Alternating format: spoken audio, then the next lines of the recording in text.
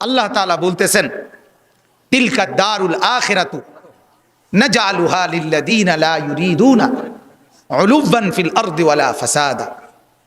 আল্লাহ বলেন, দুইটা জিনিস যার মধ্যে থাকবে না আমার জান্নাত আমি তাকে দেব। যার মধ্যে দুইটা জিনিস থাকবে না আমি তাকে জান্নাত দেব। কয়টা জিনিস বলেন? এক নাম্বার অহংকার, দুই নাম্বার ফাসাদ। এক নাম্বার যে জমিনে অহংকার করবে না আমি তাকে জান্নাত দেব। দুই নাম্বার যে জমিনে ফাসাদ করবে না আমি তাকে জান্নাত দেব। সহজ কথা। আল্লাহ তাআলা বলেন অহংকার করা যাবে না। আল কিবরিয়া উরিদাই, অহংকার শুধু আমার চাদর, অহংকার শুধু আমিই করব, আল্লাহ বলছে, আর কেউ করতে পারবে না। আর কারো অহংকার করার কোনো সুযোগ নেই, সুযোগ নেই। হাদিসের মধ্যে আছে আল্লাহর নবী সাল্লাল্লাহু আলাইহি সাল্লাম তিনি কোনোদিন পিছন দিকে হেলান দিয়ে জুতা পায়ে খাবার খেতেন না, বলতেন এটা অহংকারের পরিচয়। আল্লাহর নবী সাল্লাল্লাহু আলাইহি সাল্লাম দুই হাঁটু তুলে পিঠ সোজা রেখে মাথা ঝুঁকাইয়া এরপরে খানা খেতেন, হাদিস।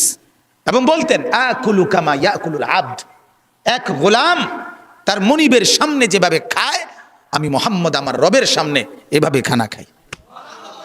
বিনয়, তাওয়াজু, এটা রাসূলুল্লাহ সাল্লাল্লাহু আলাইহি সাল্লামের শোভা ছিল।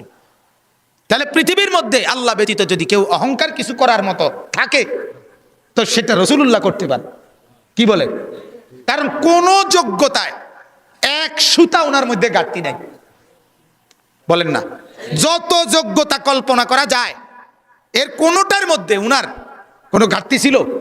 সৌন্দর্য, রূপ, হ্যাঁ, আচার ব্যবহার, কথাবার্তা, জ্ঞান গরিমা, বুদ্ধিমত্তা, চলন বলন, সব কিছুতে তিনি সেরা। তবুও তিনি কোনোদিনও অহংকার করেন, অহংকার করেন। হাদিসের মধ্যে আছে আল্লাহর নবী সাল্লাল্লাহু আলাইহি সাল্লাম ডান দিক থেকে কেউ যদি ওনাকে ডাক দিতেন, কথা বলতেন, তো আল্লাহর নবী পুরা চেহারা ঘুরাইয়া এভাবে তাকাইয়া কথা শুনতেন। যতক্ষণ ওই লোক কথা বলতো অতক্ষণ চেহারা ফিরাইতেন না। এটা তাওয়াজু, বিনয়। এমন না যে সামনের দিকে তাকাই আছে ওই বেটারে বলছে হ্যাঁ কবে না শুনতে আসি, তো এমন হয় না আমাদের। আল্লাহ রাসূল এটা করতেন না। কেউ হাতে মুসাফা করছে, নবীজি কখনোই নিজের হাত টেনে নিতেন না। ওই লোক যখন হাত ছাড়াইতো তখন ছাড়তেন। তাওয়াজু, বিনয় ছিল। তাহলে এই জন্য ভাইয়া অহংকার যে করবে না আল্লাহ বলেন আমার জান্নাত তার জন্য। অহংকার কাকে বলে? আল্লাহর নবী বলছে দুই জিনিসকে। কয় জিনিসকে বলেন? এক নাম্বার বাতারুল হক, যত কিছু হক শরীয়তের বিধিবিধান এর যে কোনো একটাকে অবজ্ঞা করা, ফেলে দেওয়া, পরিত্যাগ করা, নিজের জীবন থেকে বাতিল করে দেওয়া, এটাই অহংকার। এই লোকটাই অহংকারী। এজন্য যত যুবক, যত মুসলমান নামাজ পড়ে না, সেজদা করে না, এরা অহংকারী। কারণ এটা হক, সত্য বিধান ইসলামের, এটাকে সে অস্বীকার করছে, অবজ্ঞা করছে। এই অহংকারী যত শুদ্ধ কথাই বলুক, ডিগ্রি 18 কিসিমের ডিগ্রি লোক, কথা বুঝেন, সে আপনার অভদ্র। সেজদাবিহীন কোনো মানুষ ভদ্র হইতে পারে না। নামাজবিহীন কোনো সন্তান, কোনো মানুষ ভদ্র হইতে পারে না, হতেই পারে না, হতেই পারে। আল্লাহ ইবলিসের পরিচয় বলছে কোরআনে। আল্লাহ বলছে ইবলিসকে জানো? ইবলিস সে যে সেজদাকারীদের অন্তর্ভুক্ত ছিল না। লাম ইয়াকুম মিনাস সাজিদিন, সেজদাকারী নয় যে, তার পরিচয় ইবলিস। অতএব দোস্ত তুমি তোমার পরিচয় ঠিক করো, তুমি মানুষ কিনা না ইবলিস, সেজদার ভিত্তিতে প্রমাণ হবে, সেজদার ভিত্তিতে প্রমাণ হবে। ফারকু মা বাইনানা ওয়া বাইনাল কুফরি আস-সালাহ। আল্লাহর নবী বলেন আমি আর আমরা, ঈমানদার আর বেঈমান পার্থক্য নামাজ। কি? নামাজ, সালাত, নামাজ। আমি প্রায় বলি আগা কাটা না, আগা কাটলে মুসলমান, আগা না কাটলে মুসলমান না। না, আগা কাটার ভিত্তিতে কি না মুসলমানের হিসাব কিতাব, ওইটা একটা সুন্নত আমল, এটা একটা জরুরি আমল। কিন্তু মুসলমান আর বেঈমানের পার্থক্য সেজদা। কি বলেন না? সেজদা, সেজদা, নামাজ। প্রত্যেকটা বিধান যে সুদ খায় সে অহংকারী, যে ঘুষ খায় সে অহংকারী, যে মিথ্যা বলে সে অহংকারী, যে অশ্লীল ছবি দেখে, নর্তকীর নাচ দেখে সে অহংকারী, যে মা বেপর্দা চলে ওই মা অহংকারী, যে বোন বেপর্দা চলে ওই বোন অহংকারী, যে বিবি বেপর্দা চলে ওই বিবি অহংকারী, যে ঘরে রঙিন টেলিভিশন চলে ওই ঘরওয়ালারা দেমাগি অহংকারী। আর আল্লাহকে পরোয়া করে না, আর আল্লাহকে মূল্যায়ন করে না।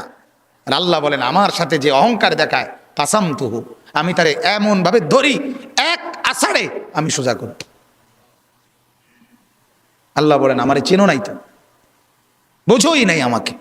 ওয়ামা কাদারুল্লাহ হাক্কা কাদর। আল্লাহ বলে আরে মানুষ তোমরা আমারে চিনো না, আন্দাজ করো না, আন্দাজ করবা।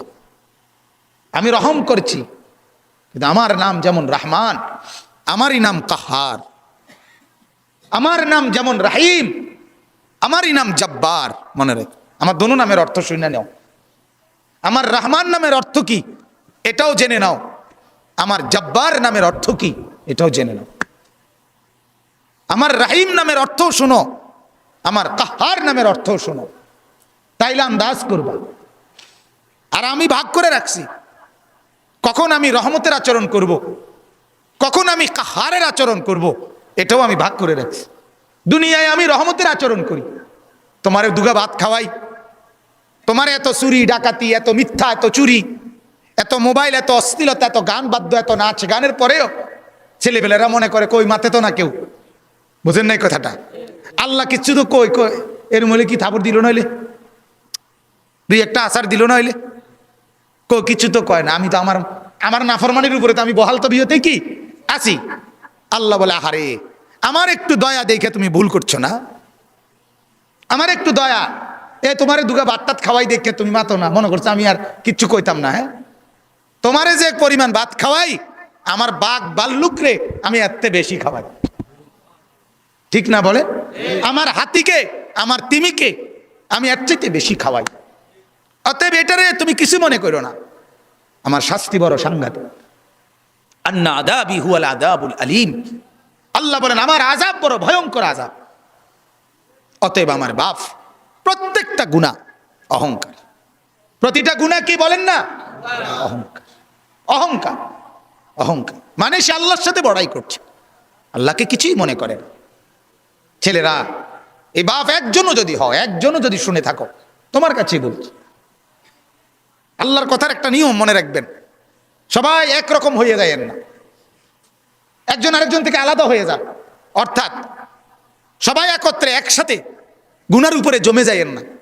গুনার পরিবেশ থেকে আপনি একজন হলে একজনই আলগা হয়ে যান, আপনি তার জন্য আর ফিকির করেন।